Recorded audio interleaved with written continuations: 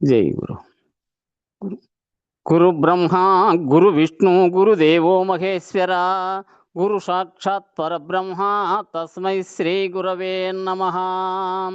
ఓం నమో బ్రహ్మాదిభ్యో బ్రహ్మ విద్యా సంప్రదాయ కర్తృభ్యో వంశ ఋషిభ్యో మహద్భ్యో నమో గురుభ్యః.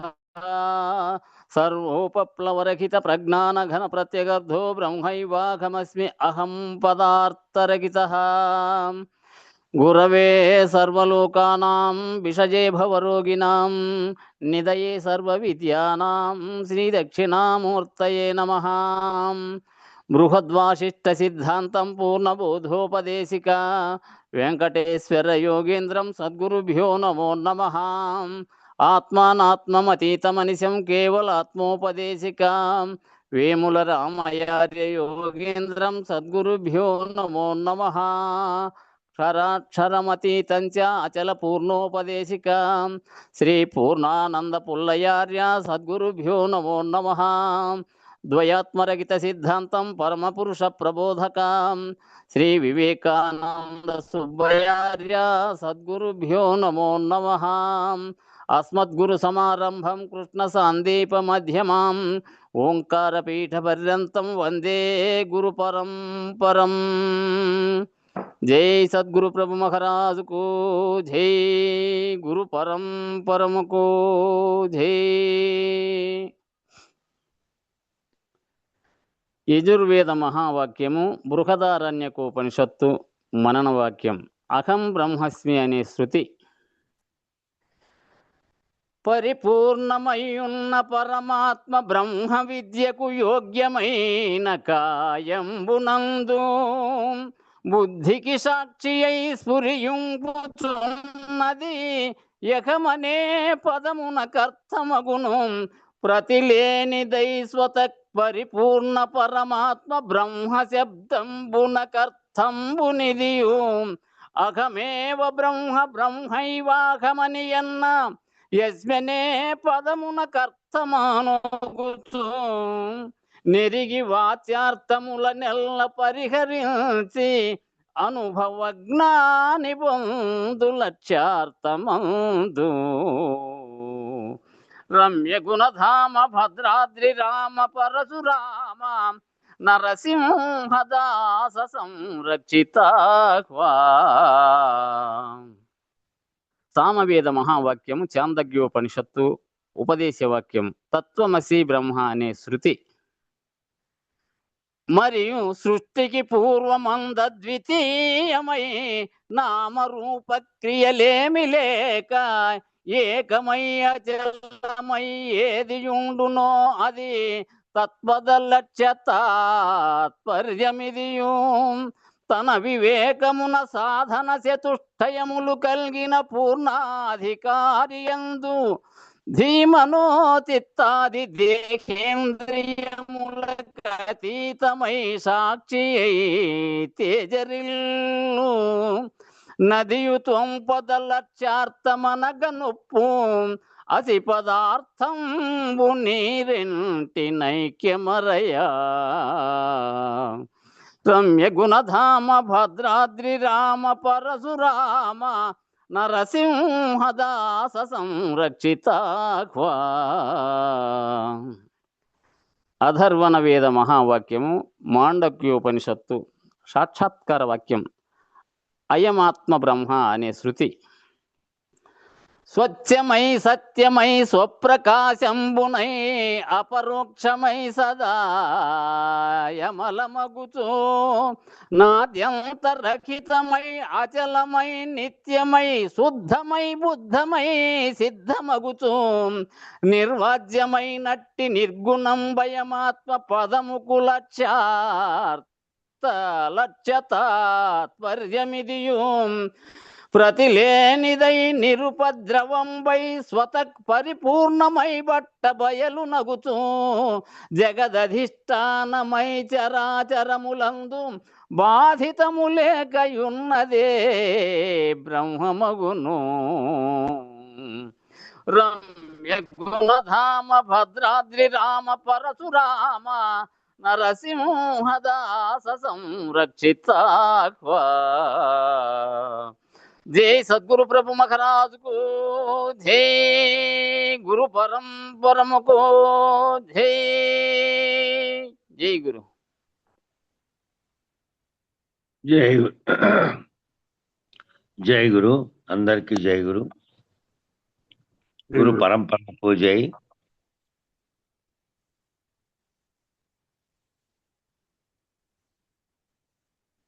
నిన్న షోడశావస్థలు ఎరగాలన్నా, షోడశావస్థలను విరమింపజేయాలన్నా అంతా అతీత లక్షణంతో ముడిపడి ఉంది. ఆ అతీత లక్షణం దగ్గర వాక్కు మనసు ఏమీ లేదు, పనిచేయవు అక్కడ.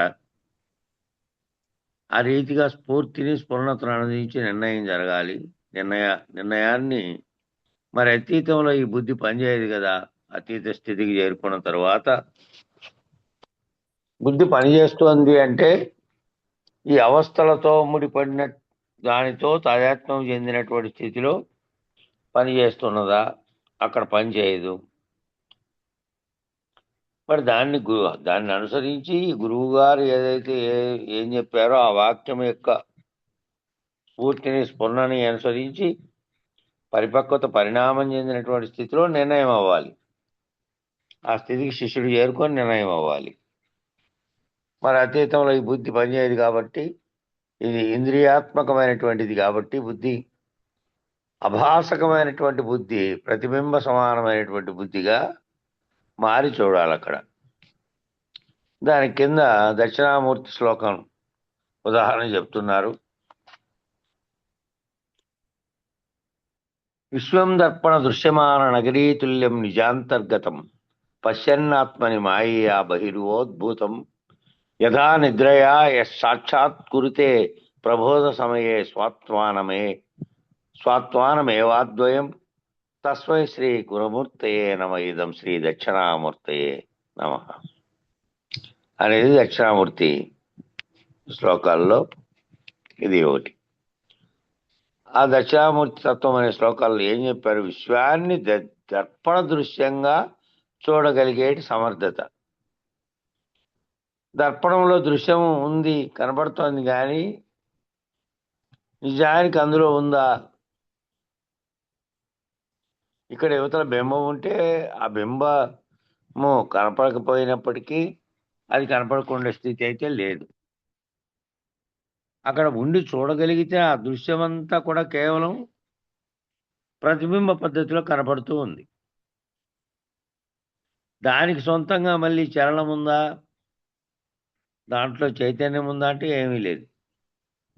అద్దంలో ఆ వెనక పూసినటువంటి పూత వల్ల దానికి దృశ్యాన్ని కనపడే విధంగా మారి దాంట్లో చూపిస్తూ ఉంది. నిజానికి విశ్వాన్ని దర్పణ స్థితిలో చూస్తే అట్లాంటిది అతీత లక్షణం. అందులో నిజంగా లేకపోయినప్పటికీ అందులో మొత్తం కనపడుతుంది. ఓ అద్దంలో పైకి తీసుకెళ్తే భూమి అంతా కనపడుతుంది, లేదంటే ఇక్కడి నుంచి చూపెడితే కొండంతా కనపడుతుంది. అట్టి అతీత లక్షణం నాకు తెలియదు కాబట్టి, అతీతంగా ఉన్నదాన్ని తెలుసుకోవాలి అంటే నాకు తెలియదు కాబట్టి అంటున్నాడు. శిష్యుడిగా చేరినటువంటి వాడు నాకు అంత దూరం తెలియదు, నేను బుద్ధిహీనుణ్ణి, అంత మీకున్నటువంటి అంతటి జ్ఞానవంతుడుగా ఇంకా కాలేదు కాబట్టి, ఇంద్రియాత్మకమైనటువంటి బుద్ధి వరకే పరిమితమైన వాడిని కాబట్టి, అది ఎక్కడి వరకు అంటున్నాడు? తన బుద్ధి ఎక్కడి వరకు ఉంది అంటే ఇంద్రియాత్మకమైనటువంటి బుద్ధి వరకే ఉందట.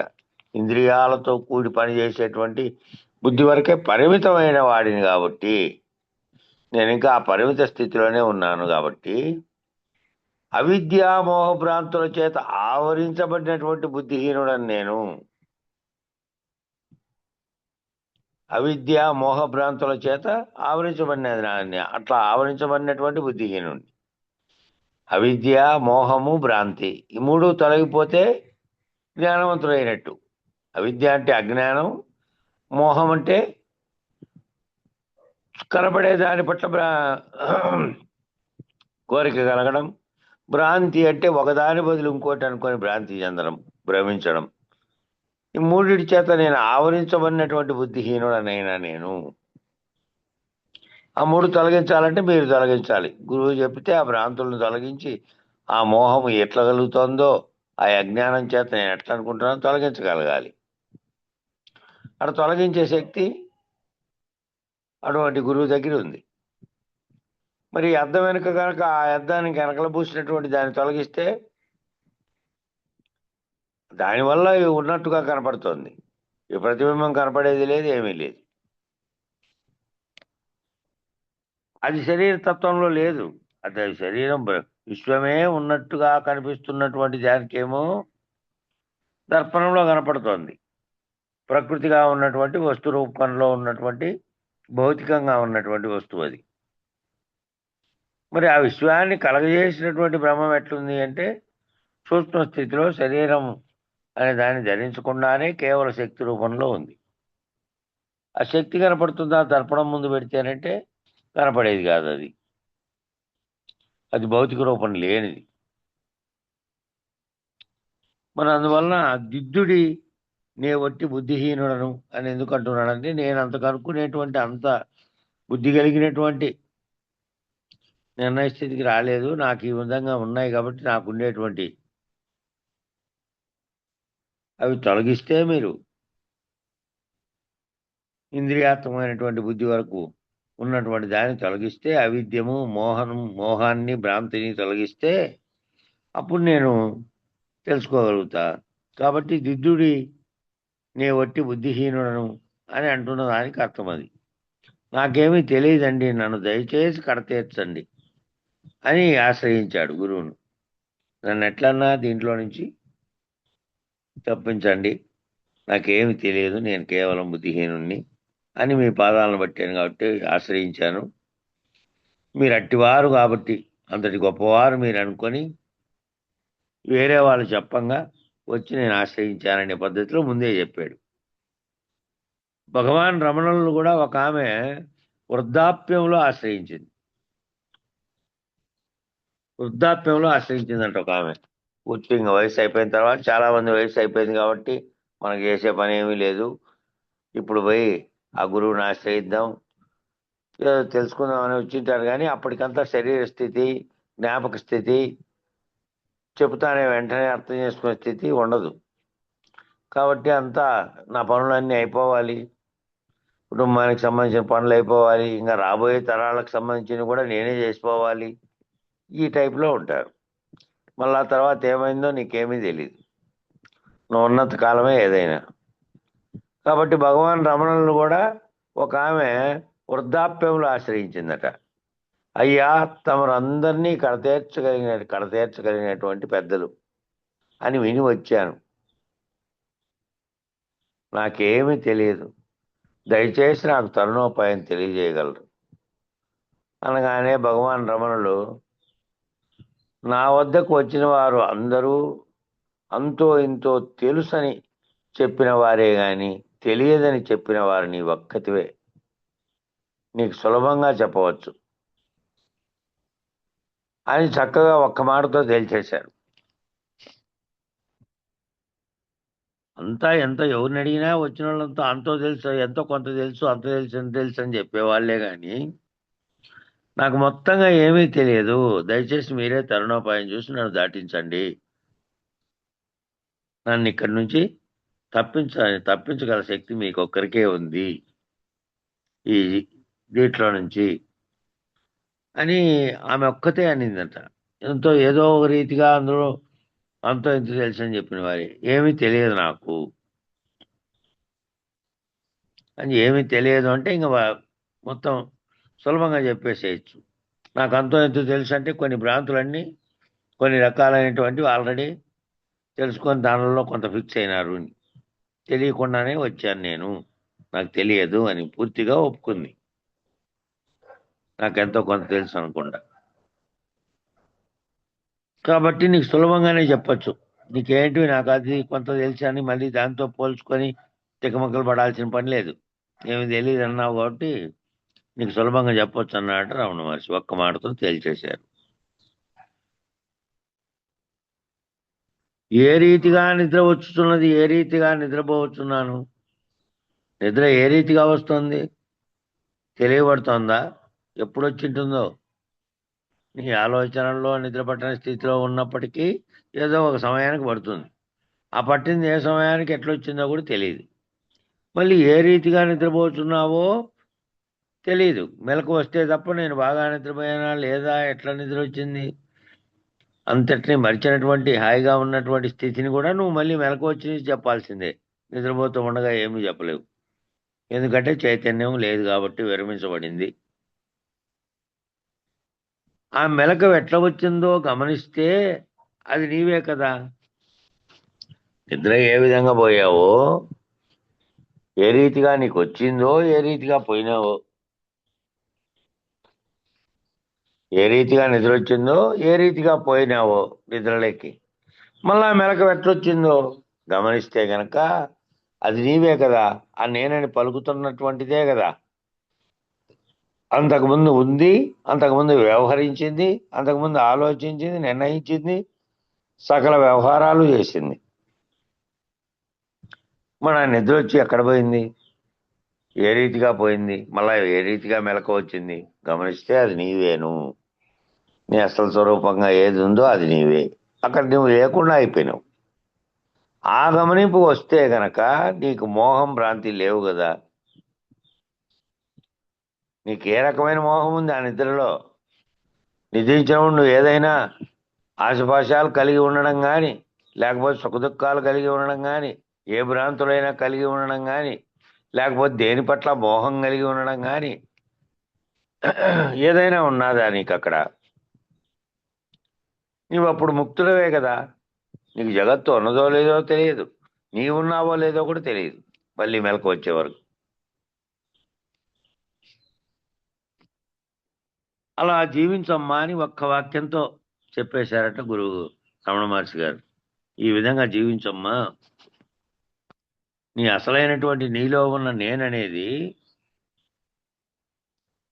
అప్పుడు ఎక్కడ పోయిందో ఆ విధంగా, ఏ రీతిగా, ఏ రకమైన భ్రాంతి లేదు కదా అప్పుడు. ఆ స్థితిలో నువ్వు ఎట్లున్నావో గుర్తెరిగి ఆ స్థితిలో జీవించుగా మిగిలిన జీవితాన్ని.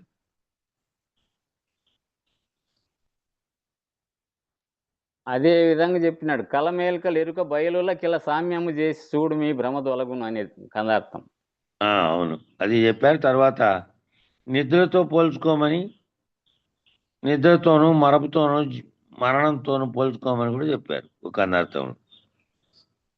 ఆ స్థితిలో నీవు ఎట్లున్నావో అది కూడా పోల్చుకో అన్నారు కృష్ణ ప్రభువులు అన్నారు ఒక అర్థంలో.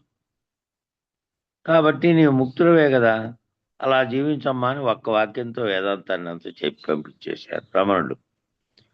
ఆమె సరి ఇక బాగుగా తెలిసింది నాకు, ఇక నేను ముక్తుడనే అని ఆ రకంగా జీవించి ముక్తురాలైంది.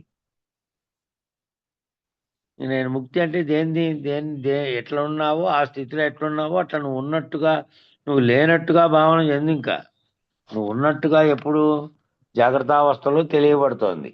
వ్యవహారాలన్నీ భావనలోకి వస్తున్నాయి, మనసులోకి వస్తున్నాయి. నువ్వు నిద్రపోయినప్పుడు ఏం వస్తోంది, ఏమీ లేదు. కాబట్టి అర్థమైంది స్వామి, నేను ఇంకా సరి ఇంకా ఆ విధంగా జీవిస్తానని, నేను ముక్తున్నే అని ఆ రకంగా జీవించి ముక్తురాలైంది. మహానుభావుల వాక్యం అక్షరసత్యమై, అప్రతిహతమై, అమోఘమై, బద్దులనైనా బుద్ధులు చేయగలిగే ముద్దులనైనా తొలగించగలిగేటువంటి పరిశుద్ధపు బోధ సూక్తి. అట్లా ఎవరు మహానుభావులైనటువంటి గొప్పవారైనటువంటి అటువంటి గురుమూర్తులు వాళ్ళ వాక్యం అక్షర సత్యమైపోయి, అక్షరం ఏ విధంగా చరం కానిది, అక్షరము అంటే చరం కానిది. మాట మాట్లాడినామనుకో, అది నోట్లోంచి వచ్చిన తర్వాత మళ్ళీ ఏ రూపంలో ఉందో తెలియదు. అదే మనం మాట్లాడిన దాని వాక్యం మీద రాసామనుకో అక్షరబద్ధంగా చేసి అది ఉంటుంది అట్లాగే, నోటి వాక్కులాగా ఉండదు. కాబట్టి అక్షర సత్యమై అప్రతిహతమై, అప్రతిహతం అంటే ఎదురు లేనిదై, అమోఘమై, అమోఘమైన గొప్పదై, బద్ధులనైనా బుద్ధులు చేయగలిగేటువంటి, బద్ధులు అంటే ఈ మోహానికి, భ్రాంతికి లేదా ఒకదానికి బద్ధులైపోయినటువంటి వారిని బుద్ధులు చేయగలిగినటువంటి, బుద్ధుల్లాగా చేయగలిగినటువంటి, అట్లాగే మొద్దులనైనా తొలగించగలిగేటువంటి పరిశుద్ధపు బోధ సూక్తి. పూర్తి మొద్దుగా ఉన్నటువంటి వాడైనా సరే సర్వస్వ శరణాగతి రీతిలో అటువంటి గురువుని గనక చేరితే తాను మనసులో తీవ్రమైనటువంటి మోక్షాపేక్ష చేత కనుక చేరితే అటువంటి మొద్దుగా ఉన్నవాడిని కూడా ఆ గురువు మార్చగలుగుతాడు. ఎట్లా మార్చగలుగుతాడు? పరిశుద్ధపు బోధ సూక్తి, సూక్తులు గుప్పి అందుకు తగిన యుక్తులు చెప్పి అని అన్నాడు కందార్థంలో. ఆ పరిశుద్ధమైనటువంటి బోధకు ఏమేం సూక్తులు చెప్పాలో ఆ సూక్తులన్నీ చెప్పి అందుకు తగినటువంటి యుక్తులు కూడా చెప్పి అతను తెలుసుకోవాలి కదా. ఏ పద్ధతిలో తెలుసుకోగలుగుతాడో, అతను శాస్త్ర వేదాలన్నీ మళ్ళీ చదువుకోపో అంటే కొన్ని జన్మలు ఎత్తాల్సి వస్తుంది మళ్ళీ. కాబట్టి అవన్నీ అవసరం లేకుండా ఏ యుక్తులు, ఏ సూక్తులు చెబితే అతని మనసులో నాటుతుందో అది గురువుకు తెలుసు. కాబట్టి తాను అనుభవపూర్వకంగా వాళ్ళ గురువు ద్వారా తెలుసుకొని తాను కూడా ఏ పద్ధతిలో తెలుసుకున్నాడో ఆ పద్ధతిలో అనే రీతిగా శరణాగతి చేస్తున్నారు. ఆ రీతిలో ఆ శిష్యుడు శరణాగతి చేశాడు. మీ దగ్గర మీరంటే మీరంతటి గొప్పవారిని అయినా తెలిసే వేరే వాళ్ళు చెప్పంగా వచ్చాను, మీరు మొద్దులనైనా తొలచగలిగినటువంటి వారు కాబట్టి మీ శరణ వేడుతున్నాను అని చెప్పాడు. ఆ కందార్థంలో 29వ కందార్థం చదువున్నా.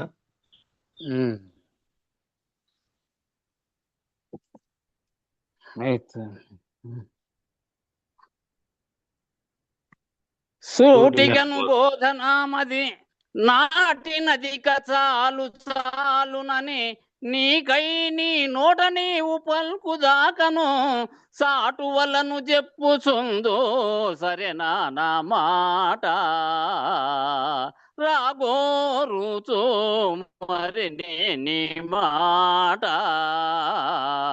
నూటికొక్కటి సేలు మాట అని తెలియుము మాటి మాటికి వట్టి పాఠాలేమిటికింకా సరేనా నా మాట రాగోరుచో మరి నీ మాట.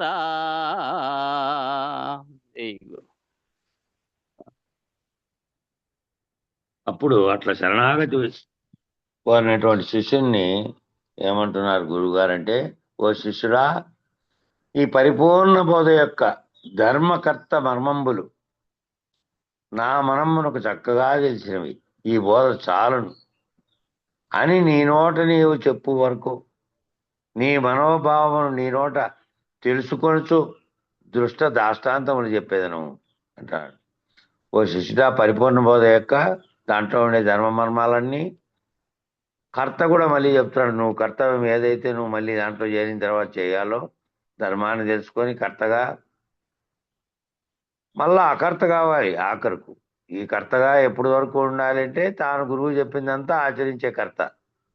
ఆ మర్మాలన్నీ తెలుసుకున్న తర్వాత నా మనమ్మునకు చక్కగా తెలిసినవి.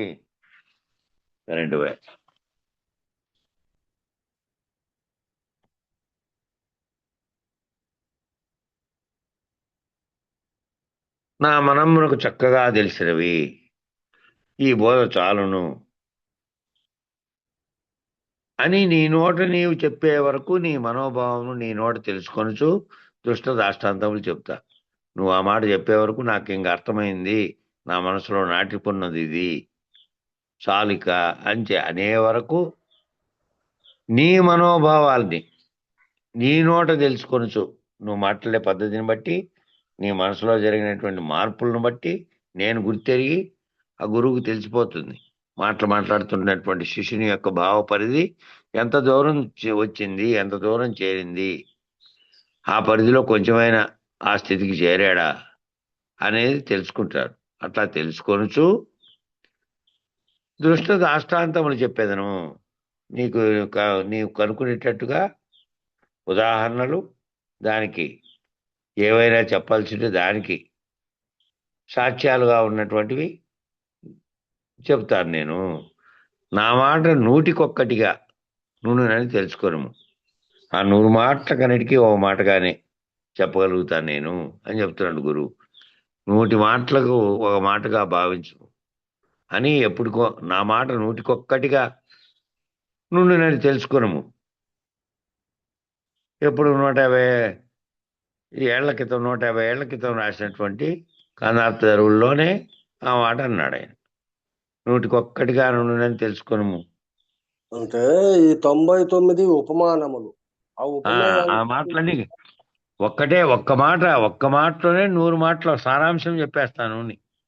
అట్లా అది సినిమాలో ఏ సినిమాలోనో వాడారు చూడండి ఆ మాట. డైలాగులు ఆధునికంగా నేను ఒక్క మాట చెప్తే 100 మాటలు చెప్పినట్టు అది. రజనీకాంత్ మాట. ఆ సినిమాలో మాటలాగా అప్పటికి ఆయన ఈ మాట వాడినాడు. అప్పటికి ఎప్పుడుదో కదా గ్రంథం. కాబట్టి నా మాట నూటికొక్కటిగాను నేను తెలుసుకోను. ఏదైనా నీకు అనుమానంగా ఉంటే వెంబడెంబడే తెలుసుకోను. ఏదైనా నీకు అనుమానం వస్తే దాన్ని వాయిదా వేయద్దు, మళ్ళీ నీకు గుర్తుండదు, మళ్ళీ మరపు, ఇవన్నీ ఉంటాయి. కాబట్టి ఏ అనుమానమైనా సరే అప్పటికప్పుడే వెంబడెంబడే తెలుసుకుంటే దాన్ని మళ్ళీ నువ్వు మర్చిపోయేదో లేకపోతే ఇంకోటో ఉండదు. ఎప్పుడు అనుమానం ఏర్పడితే అప్పుడే తెలుసుకోను. మాటికి ఇతర విషయములు అనవసరములని భావము. అట్లా ఒకసారి ఈ పూజారి వెంకటేశ్వర వాళ్ళ గురువుతో ఆయన పేరు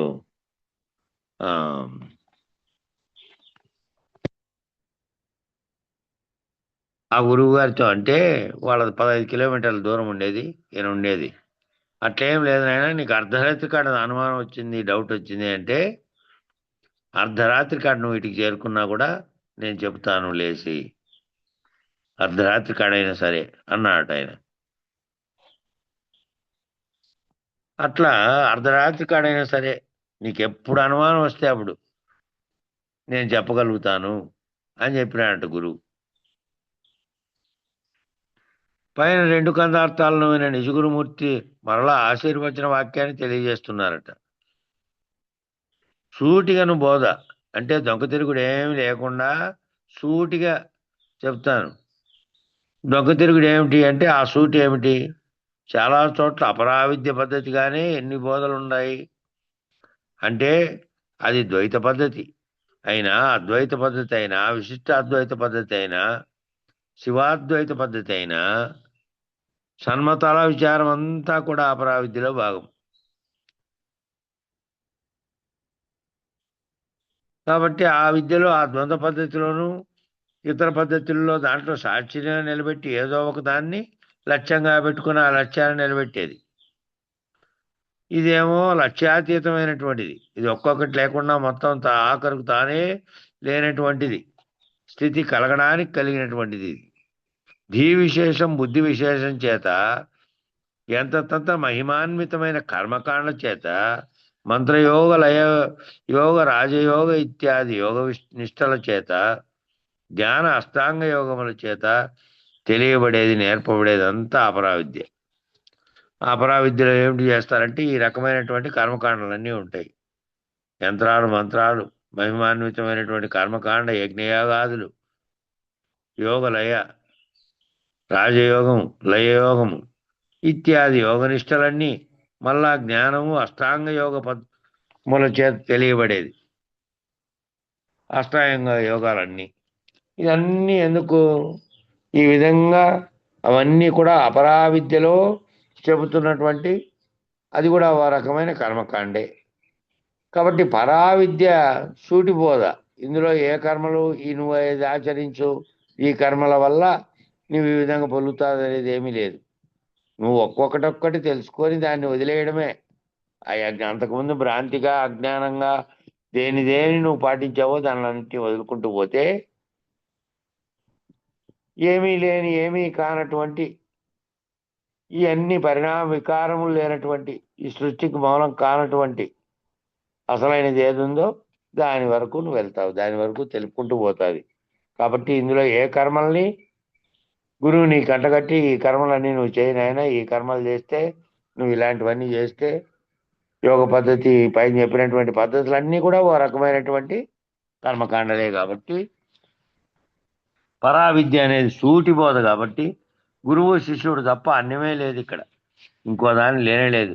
వింటున్నటువంటి శిష్యుడు, చెబుతున్నటువంటి గురువు ఇద్దరే. ఇంకా వాళ్ళిద్దరూ అన్యోన్య దర్శనం అంటే వాళ్ళిద్దరి భావనలో కనుక జరిగితే ఇంకా అన్యం లేదు. వీరిద్దరూ కూడా ఒకరిలో ఒకరు కలిసిపోయి చెప్పబడేటువంటి బోధ ఇది. నిజానికి చెప్పబడేది కాదు, అందించబడేది. ఇది చెప్పబడేది కాదు, అందించబడేది. ఆ శిష్యుడు ఎవరైతే ఆ వినడం ద్వారా తానే ఆయా స్థితులను అనుభవరీతిగా తెలుసుకుంటున్నాడో అందుకుంటున్నాడు అని అర్థం. అందుకుంటూ పోయేది అంతే. కేవలం మార్జాల కిశోర న్యాయం మాత్రమే పనిచేసేటువంటి బోధ, కేవలం మార్జాల కిశోర న్యాయం మాత్రమే పనిచేసేటువంటి బోధ. ఈ మార్జాల కిశోర న్యాయం అనేక సార్లు వచ్చింది, మీరు వినిన్నారు. ఆ పిల్లి ఏ విధంగా తన పిల్లని అనేక చోట్లకు పుట్టినప్పుడు అది నడిచి స్వతంత్రత వచ్చే వరకు భౌతిక శరీరాన్ని కాపాడుతూ, మళ్ళీ అది కొంచెం పెద్దదైన తర్వాత దానికి ఎట్లా వేటాడాలో చూపడానికి తాను వేటాడి తెచ్చినటువంటి ఒక ఎలకనాడ వేసి తాను వాటికి ఆ పిల్లల ముందర యాక్షన్ చేసి దాన్ని పట్టుకున్నట్టుగా నటిస్తుందంట.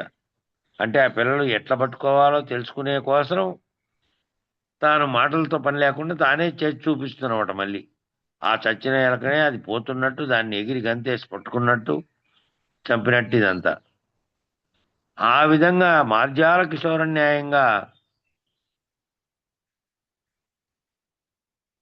ఆ శిష్యుడు ఏ విధంగా తనను పాదం పట్టాడు కాబట్టి ఇంకా అదంతా బాధ్యత నాదేనన్న పద్ధతిలో గురువు అతనికి చెప్పే పద్ధతిలో చెప్తాడట. మార్జాల కిశోర న్యాయంగా తన యొక్క బాధ్యతగా చెప్తాడట బోధ. మిగిలిన న్యాయాలన్నీ డొంక తిరుగుడు బోధ.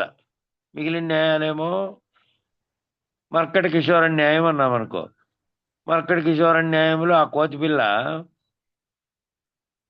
తాను గట్టిగా పట్టుకొని ఉండాల్సిందే తల్లిని, లేదా ఈ కొమ్మ మీద నుంచి ఆ కొమ్మ మీదకి ఎగిరి దుంకిందంటే కింద పడి రాలిపోతుంది, గాయాలు తగిలి ఇది అయిపోతుంది అది. కాబట్టి అది ప్రాణభయం చేత అది ఎట్లా పట్టుకోవాలో పట్టుకుంటుంది. మళ్ళీ తానుకు తానే చూసి నేర్చుకోవాల్సిందే. అది తనకేం నేర్పదు. ఇది పెద్దదయ్యే కొద్దీ అవి ఎట్లా చేస్తున్నాయి చూసి నేర్చుకోవాల్సింది తప్ప అది నేర్పదు. కాబట్టి మిగిలిన న్యాయాలన్నీ ఎటువంటివి అంటే అట్లా డొంక తిరుగుడు బోధ తర్వాత అవి శిష్యుడు తెలుసుకోవాల్సిందే కష్టపడి. ఈ బోధలోనేమో గురువును నమ్మి గురుపాదం బట్టి సర్వస్వ శరణాగతిలో నువ్వు ఉంటే ఇంకా నాదే బాధ్యత ఇదంతాను అన్నటువంటి స్థితిలో గురువు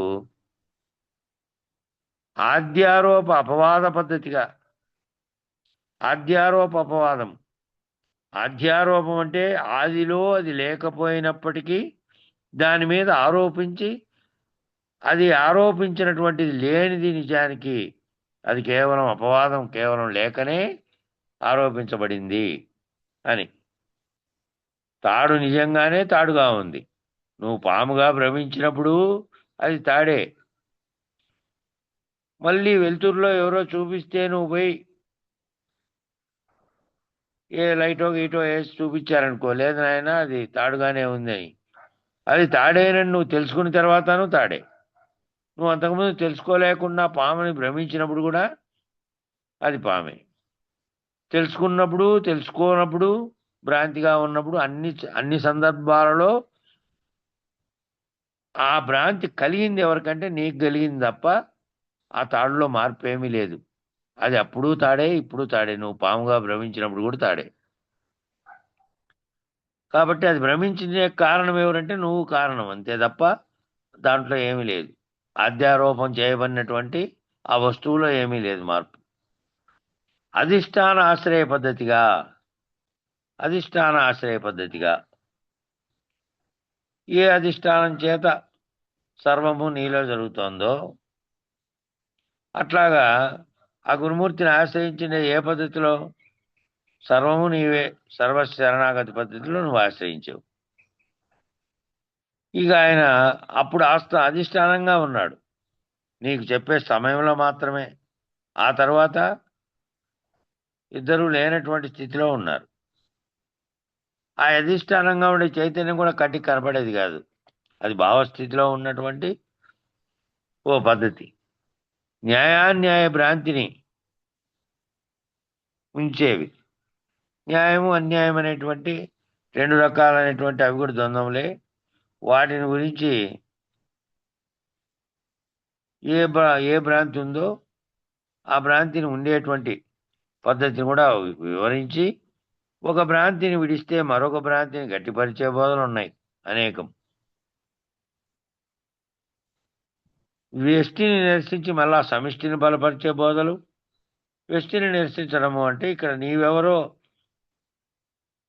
నువ్వు ఏ స్వరూపం, నీ నిజరూపం ఏమిటి అంటే ఇక్కడ వ్యష్టి లేడు. నిజానికి బ్రహ్మాండం పుట్టిన తర్వాత ఆ బ్రహ్మాండకర్త అయినటువంటి బ్రహ్మము మరియు ఈశ్వరుడు అని 5 రకాల పాత్రలు పోషించిన శక్తి ఏదైతే ఉందో అది ప్రతిబింబ రూపంలో తనను చూసుకోవడానికి తాను సృష్టించినటువంటి మిగతా ప్రకృతిలో జీవులతో సహా అనేకులు వచ్చారు.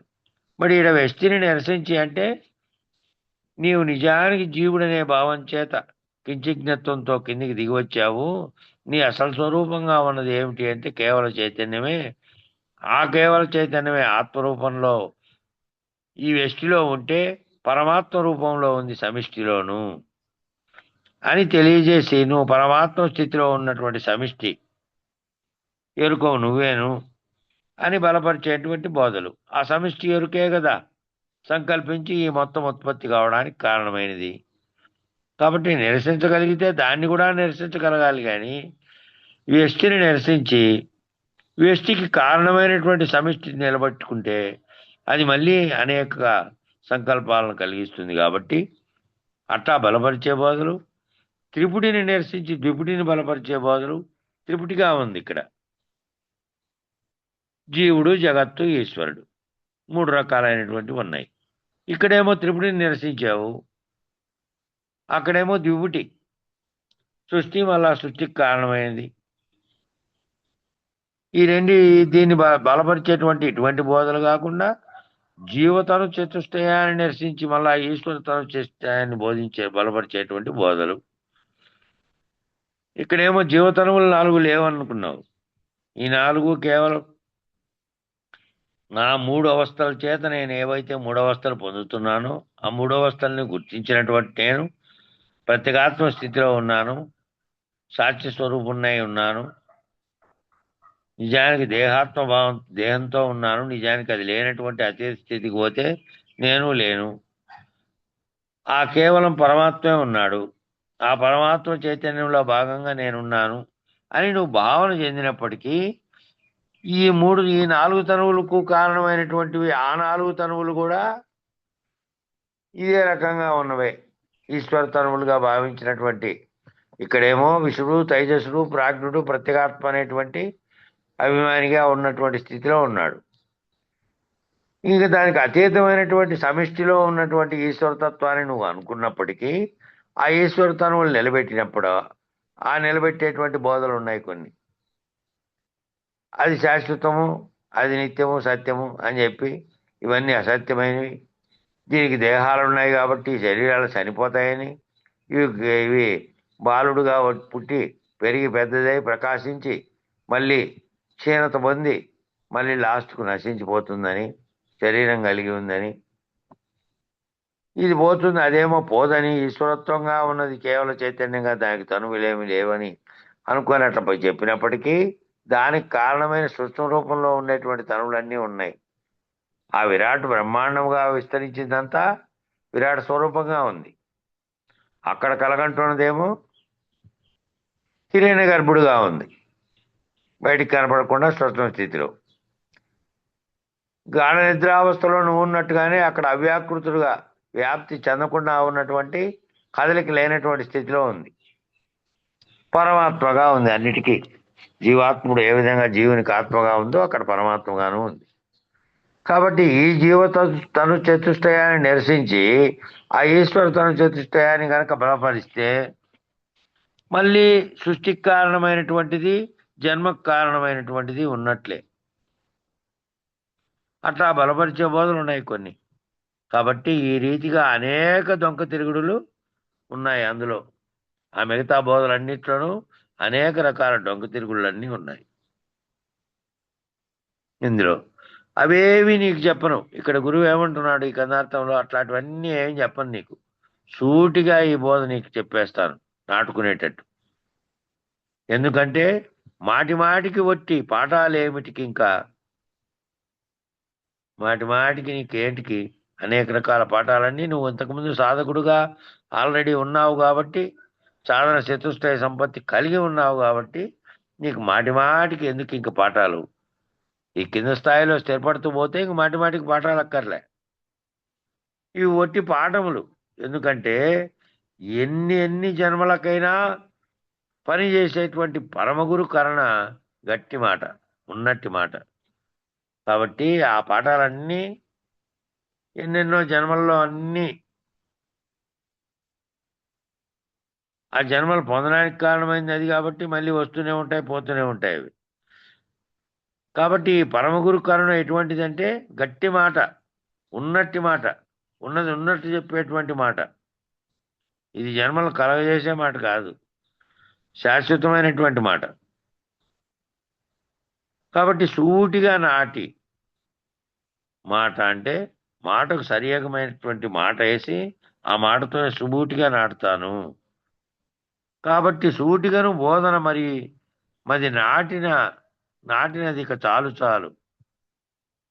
ఈ శిష్యుడే అలా ఆఖరి స్థితి వచ్చే వాళ్ళకు, నిర్ణయాత్మక స్థితికి చేరుకునే వాళ్ళకి ఏం కావాలి? ఇదంతా విన్న తర్వాత ఈ శిష్యుడు పరిణితి ఎట్లా చెందాలి?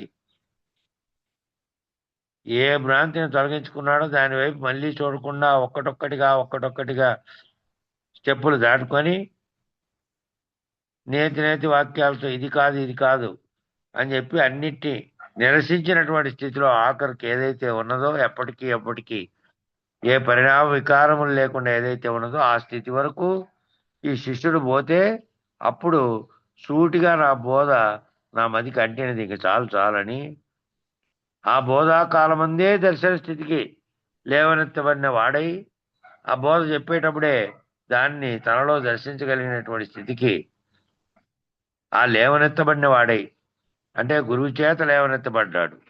ఈ స్థితిలో నుంచి పైకి లేవనెత్తబడిన వాడై ఎరుకని మీరి బయలును ఆరూఢత చెంది, ఈ ఎరుకని మీరి బయలును ఆరూఢత చెందిన తర్వాత ఇక బోధించే గురువు, వింటున్నటువంటి శిష్యుడు ఇద్దరు ఏకమైపోయారు. ఇంకా ఏకమై ఒక్కటైపోయి ఆ ఒక్కటి కూడా లేనటువంటి స్థితిలో కర్పూరము అగ్ని అనేది అట్లే పెట్టారు. ఆయన అగ్నేమో గురువు లాంటి జ్ఞానజ్యోతి, ఈ కర్పూరమేమో భౌతిక స్థితిలో కంటికి కనపడుతున్నటువంటి రూపం కలిగినటువంటి ఒక వస్తువు. ఆ వస్తువుకు ఆ జ్ఞానాగ్ని తగలగానే అది ఇది రెండు లేకుండా అయిపోతాయి. అట్లా ఆరూఢత చెంది ద్వాదశి, షోడశి, పంచదశి. ద్వాదశేమో ఇదేమీ లేదు, అప్పటికీ ఉత్తదేమున్నది, ఉత్త బట్టబయలుగా. షోడశేమో మూలం లేనటువంటి గుర్తెరిగే శరీరం ఎలా వచ్చిందో తెలియదు, దీనికి మూలమే లేదు కాబట్టి కేవలం వచ్చినట్టుగా భ్రమిస్తున్నటువంటి భ్రాంతి మాత్రమే, అది ఎప్పుడూ రాలేదు పోలేదు అనే స్థితిలో ఆఖరకు పంచదశి మంత్రం ఏం చెప్పింది? స్వప్నే ప్రతీయమానాన్ని రూపాన్ని యథాతథ.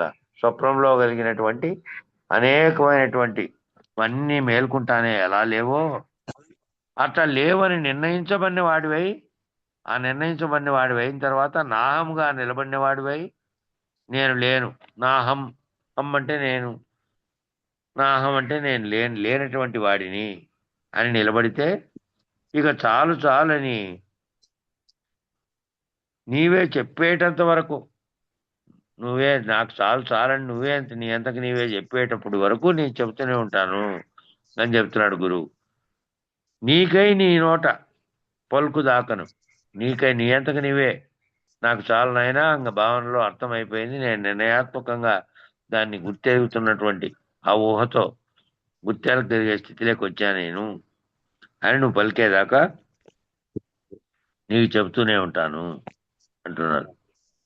కాబట్టి ఎవరో ఎక్కడో ఏదో చెప్పారు, కలలో కనిపించింది, ఇలలో కనపడినట్టుగా ఏదో దృశ్యం చూశాను, వెలుగులు నాదమనే సూచాయిగా చెప్పేటివి అన్నీ డొంక తిరుగుడు పద్ధతులు. చాటువులను చెప్పుకుంటూ, చాటువులు అంటే ఈ చెప్పినటువంటి డొంక తిరుగుడుగా అంటే ఎవరో ఎక్కడో ఏదో చెప్పారట, కలలో మళ్ళా నాకు కనిపించింది ఆ చెప్పింది. లేదంటే ఇలలో కనపడినట్టుగా దృశ్యం చూశాను అంటే దానికి కూడా ఓ పక్కన ఏదో ఉంది. దీంట్లోనే ఉందా మరి కన్నుల పక్కన వెళ్ళిడి ఆ చూస్తే ఆ దాంట్లో చిత్కళలని కనపడతాయని ఆ కన్నుల్లో జరిగినటువంటి ఆ చూపులో జరిగినటువంటి భ్రమణం వల్ల అలా కనపడుతుంది తప్ప అక్కడ ప్రత్యేకంగా కనపడేది ఏమీ లేదు. ఆ డొంక తిరుగుడు అంతా ఏమీ లేదని కొట్టిపారేస్తున్నాడు. దానికి అందార్థం కూడా ఏదో ఉంది, అదే కన్నుల పక్కన వెళ్ళిడని. అట్లా చూపించేటువంటి చూపు ఇది.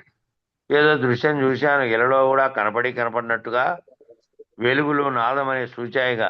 ఎవరిదో శబ్దం వస్తుంది ఇక్కడ.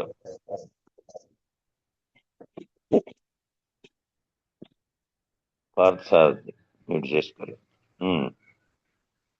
కాబట్టి ఏ విధంగా ఉన్నాయంటే ఆ ఏదో దృశ్యం చూశాను, వెలుగులు నాదం అనేటివి ఆ సూచాయిగా చెప్పేటివన్నీ డొంక తిరుగుడు పద్ధతులే.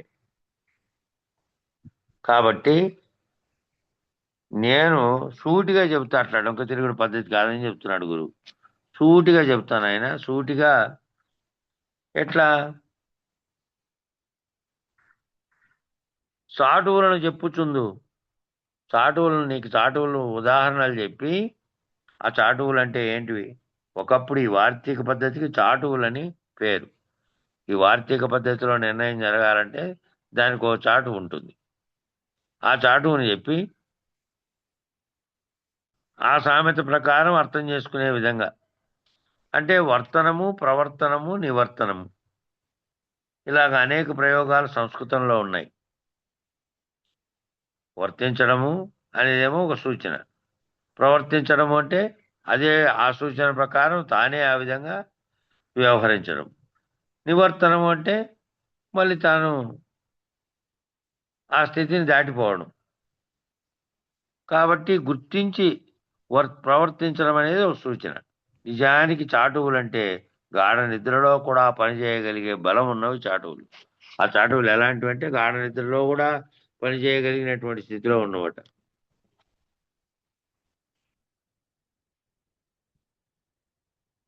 ఉదాహరణకు ఉప్పైనా కర్పూరమైనా మెలకువలో గుర్తుపట్టడం సులభమే. ఉప్పును కానీ కర్పూరాన్ని కానీ మెలకువలో గుర్తుపట్టడం సులభమే. ఎందుకంటే అది తెల్లగా ఇది తెల్లగా ఉన్నప్పటికీ ఇది ఒక రీతిలో ఉంటుంది. దీని వాసన ఇది వేరు. అదే ఒక రీతిలో రెండు కనపడేకేమో భౌతికంగా సారూప్యత కలిగి ఉన్నాయి, కానీ లక్షణాలు వేరు. గుర్తుపట్టడం సులభమే. కళలో కూడా గుర్తుపట్టగలరు. ఒకవేళ కళలో కనిపించినాయనుకో, కళలో అయినా సరే ఉప్పు కనపడినా గుర్తుపట్టగలం, కళలో కర్పూరం కనపడినా గుర్తుపట్టగలం.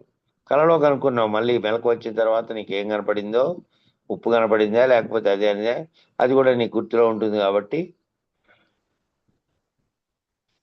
అక్కడ కూడా గుర్తించే స్థితి ఉంది. గాఢ నిద్రావస్థలో కూడా ఈ ఉప్పు కర్పూరం విషయంలో పొరపాటు పడవు. గాఢ నిద్రలో నీకు ఆ తెలియబడకుండా ఉండేటువంటి స్థితిలో నువ్వు ఉన్నప్పటికీ అప్పుడు ఇది ఉప్పు ఇది కర్పూరం అని ఏమైనా పొరపాటు పడతావా? అలా ఉప్పు కర్పూరాన్ని ఆధారం చేసుకొని పురుషులందు పుణ్యపురుషులు వేరయా. ఉప్పు కర్పూరంబు పోల్చాడు కదా, ఆ పద్యం చిన్నప్పుడు అందరూ చదువుకుంటారు. ఉప్పు కర్పూరంబు ఒక్క రీతిగా నుండు, చూడ రుచుల జాడ వేరు, పురుషులందు పుణ్య పురుషులు వేరయ్యా విశ్వదాభిరామ వేమ అని వేమని చెప్పారు. మొత్తం అన్నిటికంటే సులభమైనటువంటి ఆట వెల్దులు ఆయన ఎంచుకున్నాడు.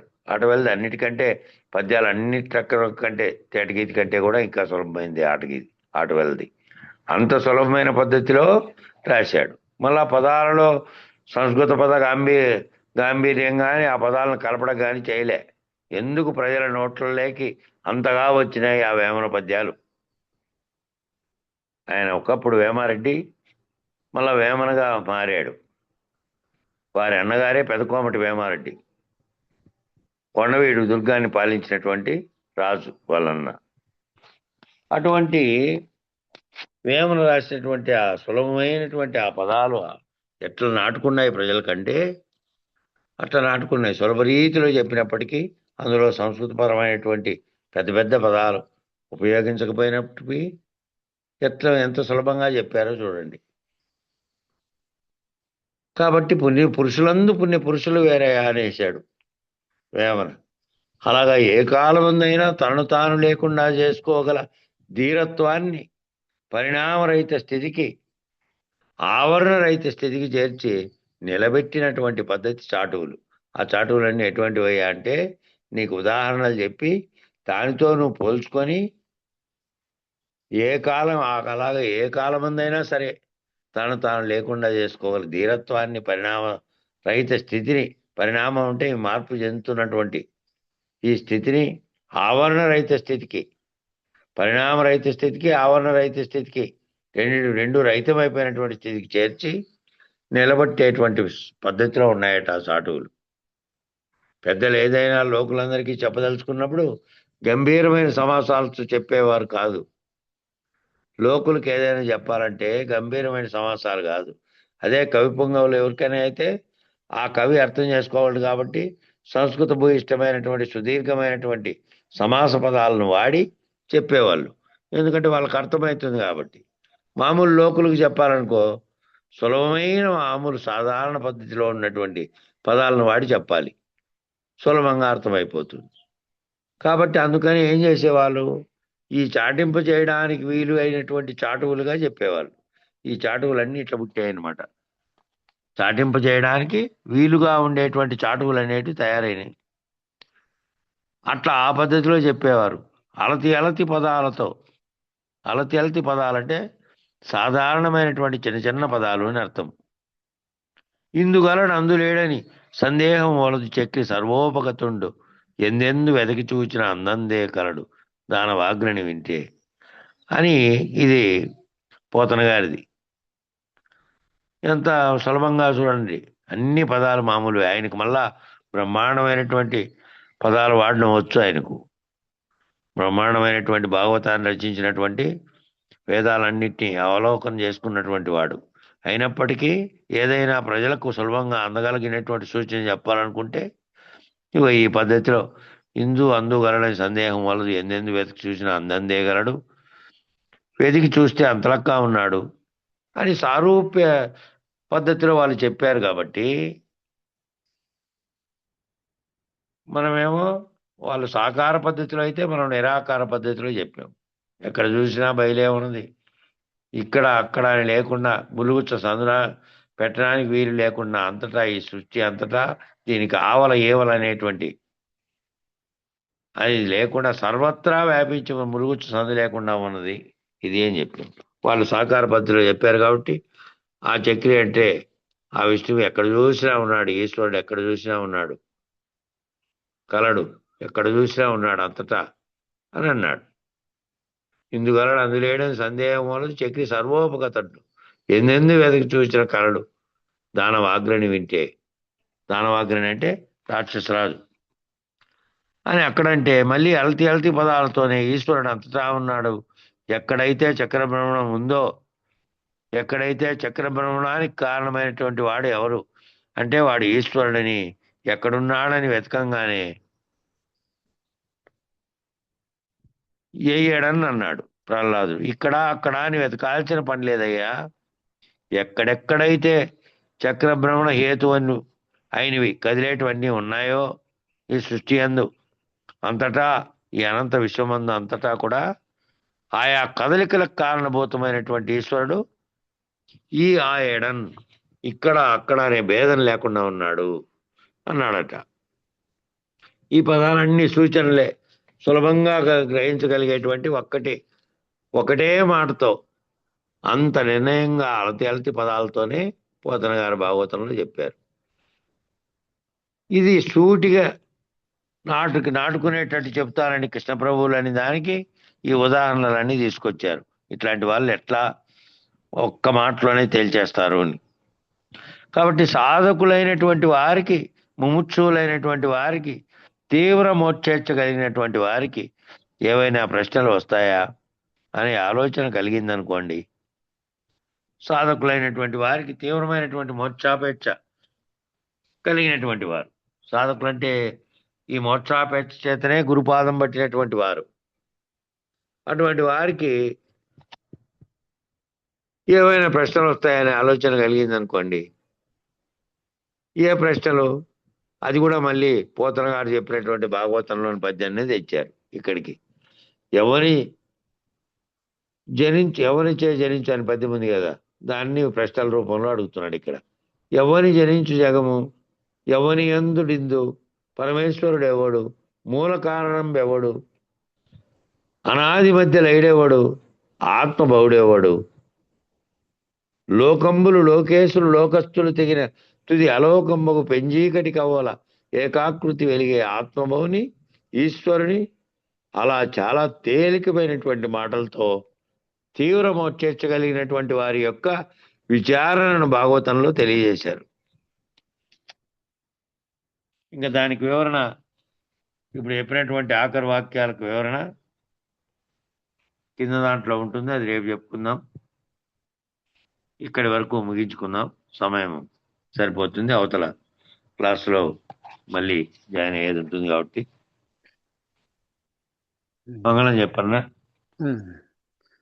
గురునకు మంగళమనరమ్మా, మద్గురుమూర్తిని కనుగొనరమ్మా, తరుణులారైతనికి భక్తితో మురియుచు మృక్కిన మోక్షము చేకురు.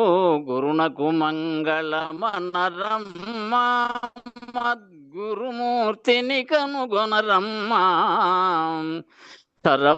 పురుషుండనరాదమ్మా, అక్షర పురుషుండనగాదమ్మా, క్షర పురుషాక్షర పురుషుల కావలి పురుషోత్తముడను బరగిన మాయి.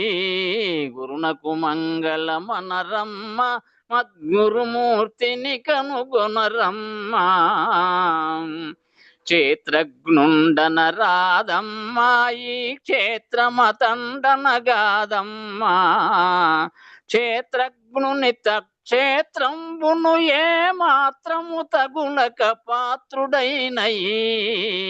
గురునకు మంగళమనరమ్మ, మద్గురుమూర్తిని కనుగొనరమ్మా, స్మరణ రూపుడనరాదమ్మా, విస్మరణ రూపుడనగాదమ్మా, స్మరణ లేక విస్మరణగాక తస్మరణ విస్మరణ ఎరుకలేని.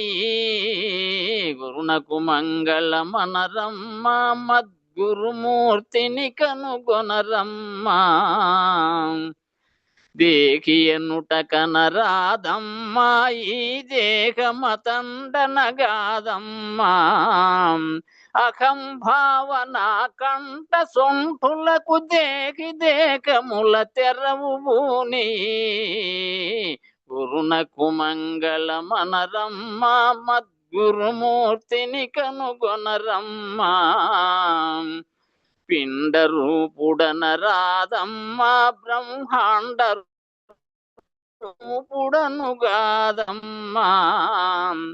పిండాండ బ్రహ్మాండ భాండముల నిండియుండి అవి రెండుగాని.